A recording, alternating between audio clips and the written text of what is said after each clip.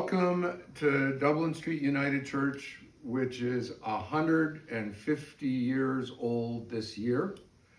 The room we're in is the Holman Room, and it is part of the Christian Education Wing that was built in 1954. The building that is 150 years old is the church beside us. The start of Dublin Street was the idea of the board of directors of the Norfolk First Wesleyan Methodist Church in 1873, who were so booming so much, they felt that they needed to have another Wesleyan Methodist church on the outskirts of Guelph to service the suburban people out here. That board wanted to build the church out of yellow brick, but that was too expensive, so instead locally sourced limestone was used. The cornerstone of the church was laid on July 9th, 1874, and the complete building opened on January 20th, 1876, with the opening speaker being Dr. Egerton Ryerson. The whole cost of the land, the building, and the new organ was $26,000. The church is called a neo-Gothic design, which I bet none of the parishioners at that time really would have known about. The cornerstone for the church building is not at the corner, but is a round stone just above and to the right of the door, which fits with the Wesleyan Methodist church design of the time. The original membership was 200. By 1895, it had reached 500.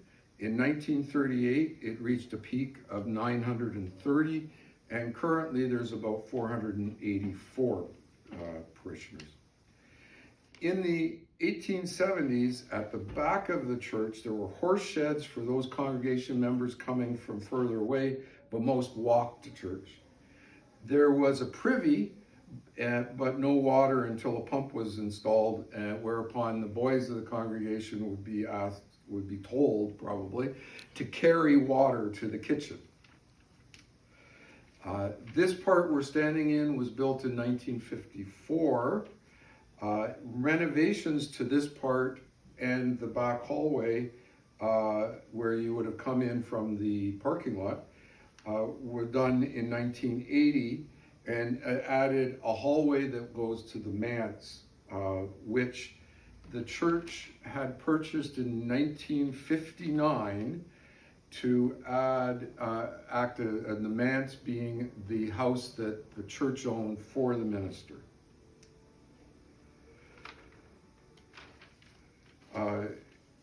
When in the 1980s, that house was turned to a quiet room with meeting rooms upstairs, a shalom room, and ceased to be the minister's home. Now we're going to move over to the display case. The display case was built with wood from the Guelph post office, recovered by a parishioner. The original silver trowel that was used for the laying of both the cornerstone in 1874 and also the cornerstone of the Christian Education Wing in 1955 is in here. This quilt from 1881 was a fundraising event to buy carpet for the front of the church. Everyone who's got a name on here paid 10 cents to get their name on it. This quilt was lost to the church for many years and then subsequently was brought back in 1967. The three denominations, there's a plate of the United Church of Canada crest here that shows the three denominations that came together to form the United Church, that being the Presbyterians, the Congregationalists, and the Methodists. Turning to the art in the room, We have Spirit Wind that was commemorating Agnes Mary Ward Manili. This was crafted by Sharon McNamara.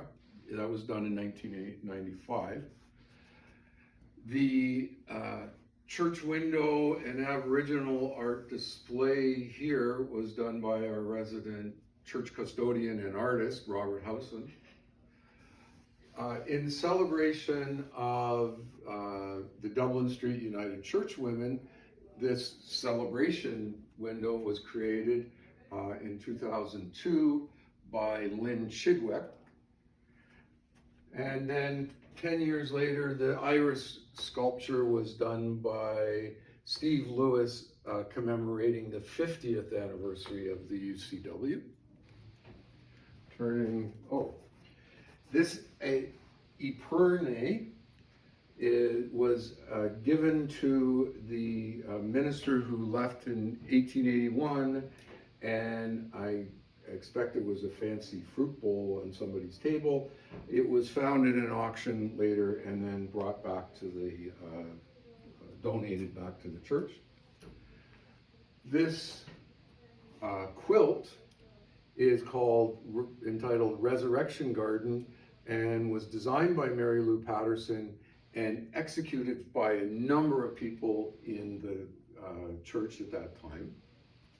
And then finally, we have the art, the liturgical colors and season of the church year by Lauren Wright.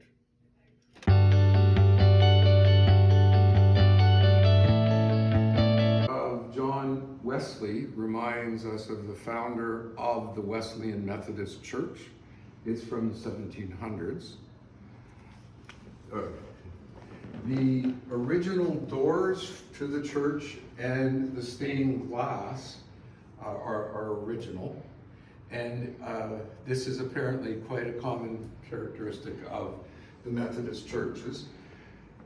The stained glass was actually bought from a catalog of stained glass.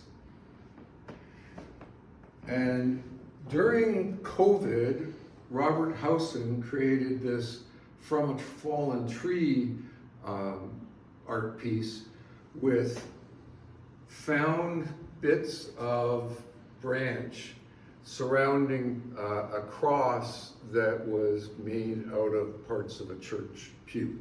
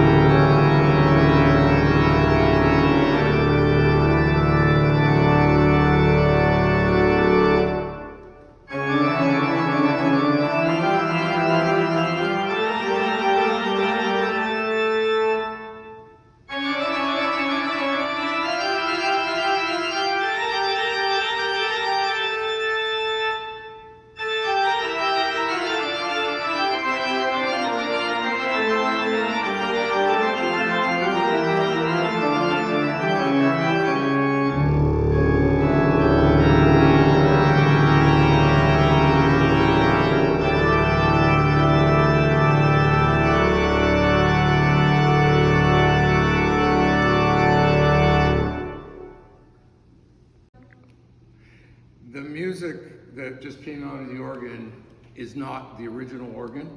That's thanks to the major renovation of the organ in 1971, or 77, pardon me. The biggest change from 1876 is the placement of this organ. The original organ was in a loft at the back, and we have two pictures of this. You can see that the choir was actually in a loft in the balcony with the organ behind them, and the pulpit was right up against what is currently the back wall of that organ. In That original organ, they paid a child $15 a year to manually pump the air through the organ. In 1914, a electrically pumped organ was purchased, and the choir was moved down from the gallery and an ornamental screen placed to cover the space. In 1945, the Cassavant organ was put in, and as I said, in 1977, a major renovation of the organ came along, including the ability to have playback of the organist's music on the actual organ. The rose window is another one of the original stained glass windows in the church. The stained glass windows in Wesleyan churches do not have human figures in them. So there is a rudimentary air conditioning in this church.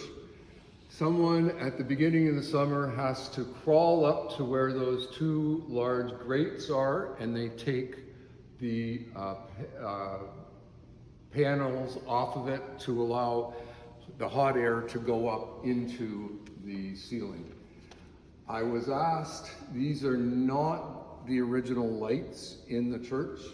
Originally it appears on the picture of the organ from before that they used to have lamps or some sort of candles in a candelabra up there.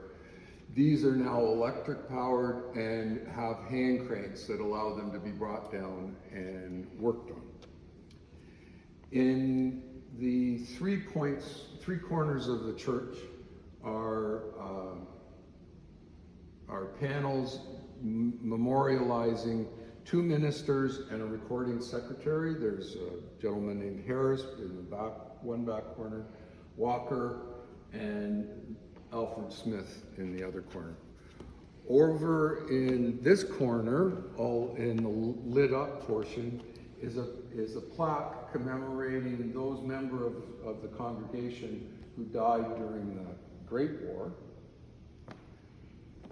The pulpit the pulpit that is generally used is set down off to the side so that the choir can be more readily seen and they can more readily see the things going on and down at the bottom, down in front of them. And during the church services, which are broadcast live through YouTube, and also recordings of them can be watched on YouTube, we have a number of cameras to allow that to be done.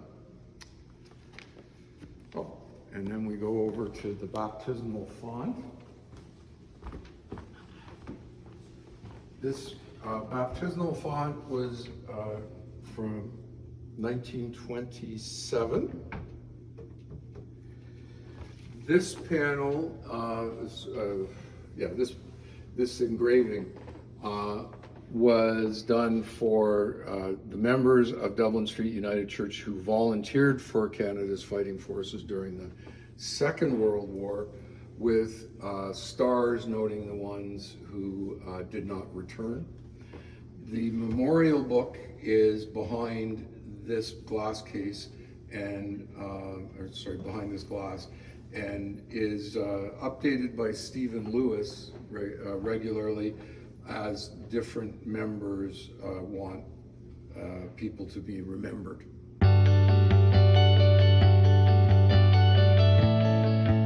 Last stop on the tour, Robert Howson created this panel representing a number of different aspects of the church. And in the upper right one, you can see an image of chimney swifts coming out of our chimney. There is a red brick chimney at the back of the church, which was no longer necessary for heating and was going to be taken down. but they discovered that there were chimney swifts living in it, and chimney swifts are an endangered species. So the church has preserved that chimney in a slightly modified fashion to preserve that endangered species, and it also provides insect control in the local areas.